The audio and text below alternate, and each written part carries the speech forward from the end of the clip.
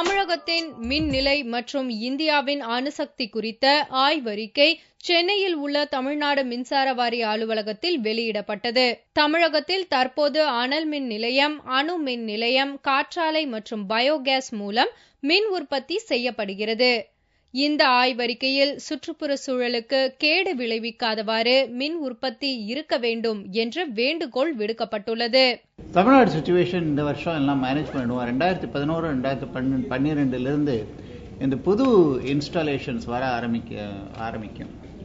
10, 11, 12, 13 நீங்கள் சுமார் ஒரு 2000 மெகாவாட் ஒவ்வொரு வருஷமும் நீங்கள் எதிர்பார்க்கலாம்.